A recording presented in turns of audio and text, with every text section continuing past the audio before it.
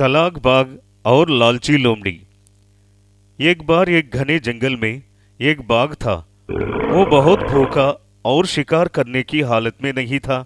बाघ ने काफी कुछ दिनों से खाया नहीं, तो उसने सोचा कि आज तो कुछ ना कुछ खाना ही पड़ेगा।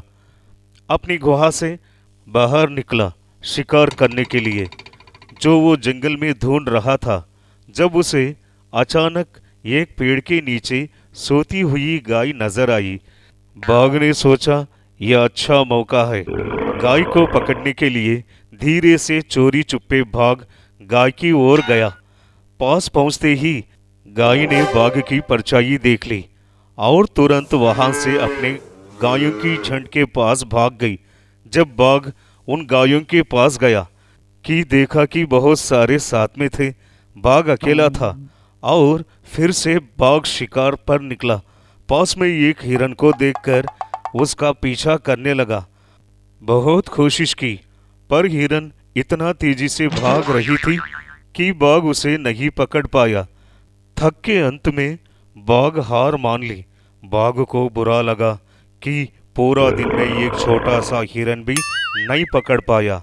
पहले वो बड़े बड़े हिरणों को शिकार करता था, पर अब बाघ बहुत कमजोर हो गया। अगले दिन बाघ और भी कमजोर हो गया। उसने सोचा, अगर आज के दिन कुछ नहीं खाया तो वो मर ही जाएगा। ढूंढते ढूंढते बाघ को एक लोमड़ी की गुहा नजर आई।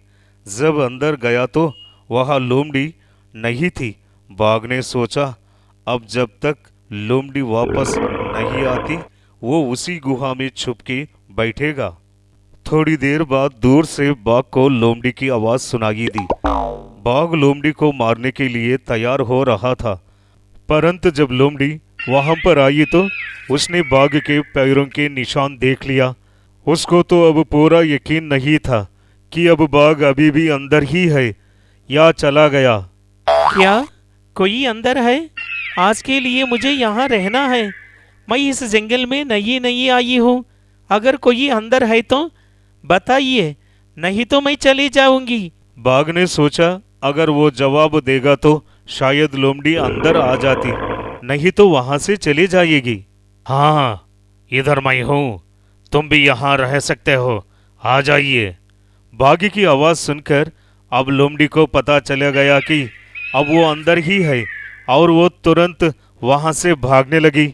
इसी दौरान शेर को लगा कि अगर इस जंगल में ये लोमड़ी नहीं आई है तो भी वो उसको पकड़ पाएगा, क्योंकि बाघ को जंगल के सारे रास्ते पता थे।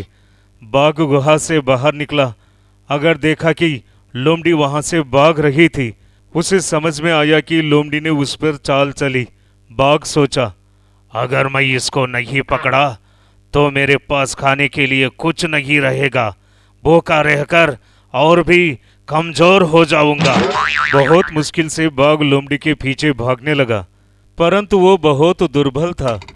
लोमड़ी बच के निकल गई। बाघ ने चाल चलने की कोशिश की थी।